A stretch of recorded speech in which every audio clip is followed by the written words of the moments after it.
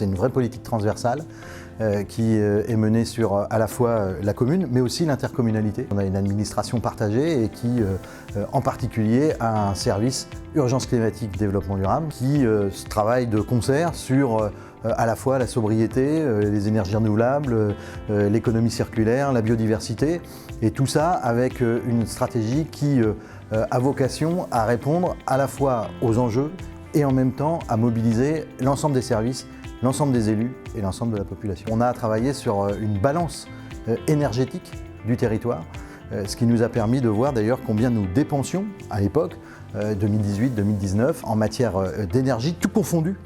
Et je pense que c'est un vrai outil très important qui permet de pouvoir orienter ou réorienter une politique énergétique, en particulier vers les énergies renouvelables.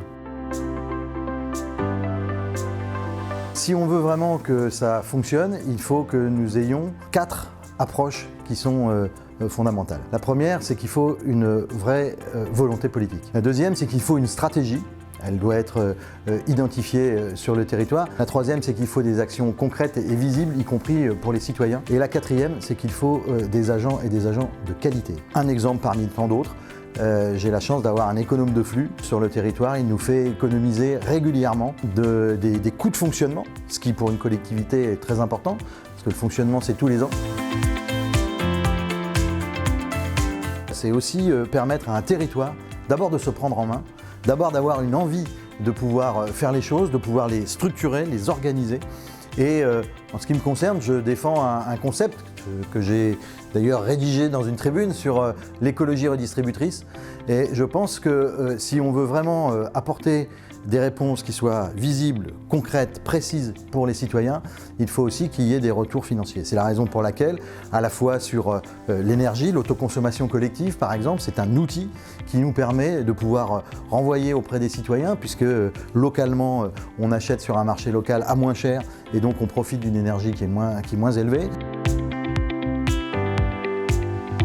On voit notamment des effets dans les écoles, puisque jusqu'à présent, nous avions des périodes de grosse chaleur pendant les vacances scolaires, donc ce n'était pas vraiment un sujet pour le confort d'été pendant la période scolaire. Et là, on se rend compte que les périodes de chaleur sont beaucoup plus prégnantes avant les vacances scolaires d'été, à la sortie des vacances scolaires d'été. Du coup, ça impacte les conditions d'enseignement et le confort dans nos écoles. Donc il y a une vraie prise en considération qui doit être là. Il a fallu que nous fassions un diagnostic de nos équipements publics en général, toujours pour cette question de confort d'utilisation, au-delà des principes légaux. Des questions aussi pour faire face à l'inflation du coût énergétique. Donc l'isolation, la performance énergétique de nos bâtiments a été une vraie prise de conscience pendant ce mandat. Il y a plein de choses à faire qui permettent d'aller dans le bon sens. Dans la Drôme, nous avons été accompagnés par Territoire d'énergie, le syndicat départemental d'énergie de la Drôme, dont la compétence est de nous accompagner sur l'aspect technique, l'ingénierie, les choix à faire en termes d'économie d'énergie. Ils nous ont aussi accompagnés financièrement. Donc en fait, nous ne sommes pas seuls quand on doit s'interroger sur ces sujets qui sont très techniques, très complexes.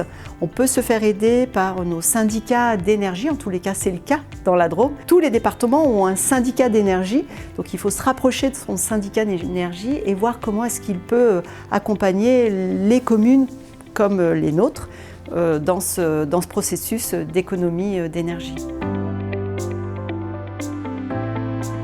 Nous avons eu quand même des écoles qui étaient complètement saccagées, mais on a pu quand même faire en sorte pour que les enfants, les élèves puissent retourner à l'école. Et c'est vraiment la population qui a été touchée. Après, comme chez moi, là, par exemple, j'ai construit ma toiture, c'est en tôle, en charpente. Donc du coup, toute la charpente a été prise par le chilo. Je vois que la population, en fait, ils changent leur toit en béton. Et puis dans la commune de Kanikeli, on n'a pas eu beaucoup de bangas. Les bangas, ce sont des maisons en tôle. Donc là, par contre, il n'y avait aucune maison qui a résisté. Avant même Chido, s'il y a des fortes pluies, il y a déjà des submersions marines. Ça fait déjà 3-4 ans qu'on subit des coupures d'eau à chaque fois, tout le temps. Comme là aujourd'hui, on nous a coupé d'eau, il faut attendre 2 jours pour avoir de l'eau. Ça, c'est un réel problème. Et puis, tous les rivières, il n'y a plus d'eau. Parce qu'avant, il y a 15-20 ans, il y avait beaucoup d'eau à Mayotte. Aujourd'hui, Mayotte souffre d'eau.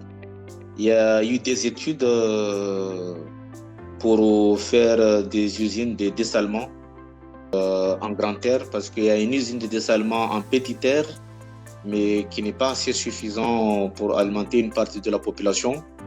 Mais ça prend tellement de temps, peut-être par rapport aux études. Donc finalement, la population subit.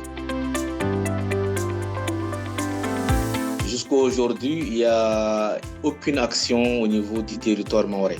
Partout sur les côtes, tout